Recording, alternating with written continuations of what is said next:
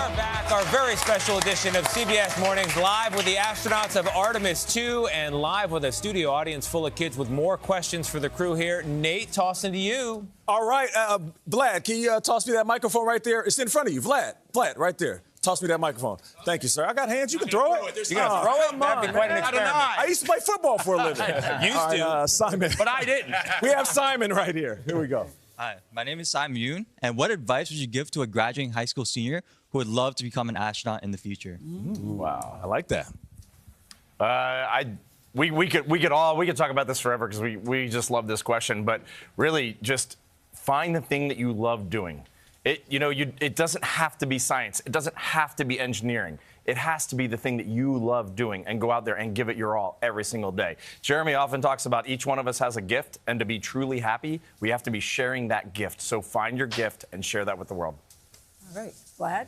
I'm right here, Gayle, and this is Ian. And check out his shirt, y'all. Sulfur, aluminum, potassium. Ian, you have the next question. My question is, what is your dream for future space exploration? That's a great question. Victor, anybody?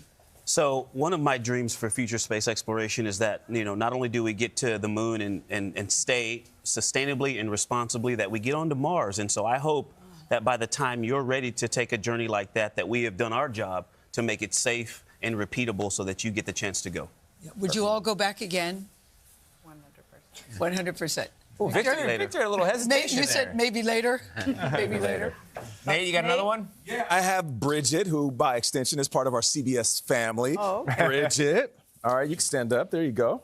Hello, my name is Bridget Anfin, and my question for the Artemis 2 crew is, what did you do when the toilet broke? Did you just let it fly around? Whoa. We didn't let it, but sometimes it... Well, the toilet is a very important piece of equipment in any spaceship. And we had two different things. At first, the toilet, when we first turned it on, the fan that actually keeps everything going where it needs to go didn't quite turn on. So we tried again, we gave it some time, and we got that working. But then you have to get rid of everything that you output. And we do that by venting it into space. And that actually clogged up. So we had a different way of going to the bathroom, and we didn't need to we used a secondary vent. Everything on the spaceship usually has a backup system. So luckily, the engineers planned for that, and we used our backup system, and we got through it. It wasn't as easy as our fancy, good toilet, but we made do. How do you stay clean up there? Do you take showers, bird baths? What do you do? Yeah, pretty much. I love that. Bird baths. The bird bath. Yeah, actually, I think showers in space are great. Floating, water, yep. I wonder what that's like, Nate. Amaya? Amaya? It's Amaya. All right, Amaya. So my question is specifically for Victor Glover. How did it feel to be the first person of color to fly to or around the moon?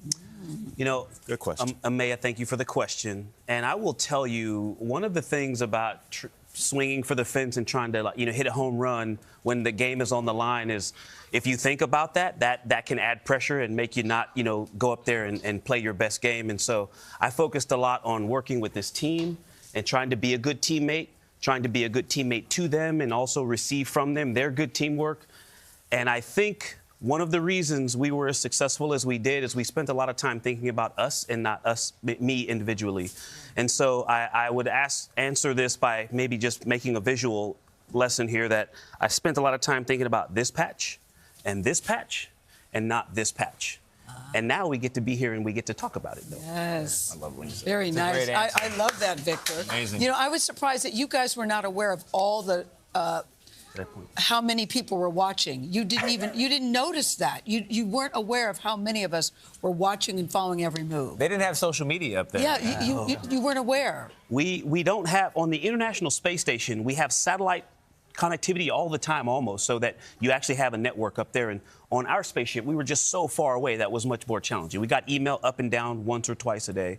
So we didn't have the ability to stay connected and online. And so it was only through our family conferences, and my daughters were so excited to tell me about what was happening online. But we had very little, current events during the mission. So what do you make of all of this attention now? You walk in the room, we go, ah! When did you really realize that this was a phenomenon? Yes. This week. Yeah. This Right week? now. Well, my husband knows that I don't necessarily like attention, so apparently him and my family had a conversation before I got back, and they were like, who's going to tell her? Who's going to tell her? But yeah, it was my husband. He let me in on the secret. Yeah, we're so glad. When you guys were doing a broadcast, who was the director? Were you?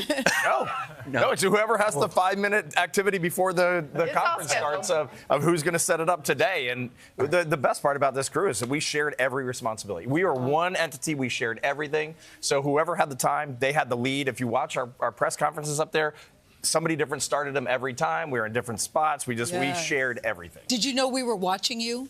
On the press conferences, but not the rest of the time. Most of the time, you didn't know we were watching. No. Wow. You can't see the audience we're talking to, so we're just talking to the It's like the Truman Show. All right, yeah, we're watching. It's like Finding Nemo. We're watching, Nate.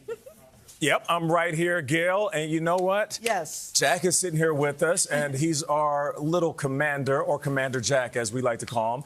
And we have something special for you, but I don't want to give it to you right now. You know what? We'll be back in 90 seconds. Stick around.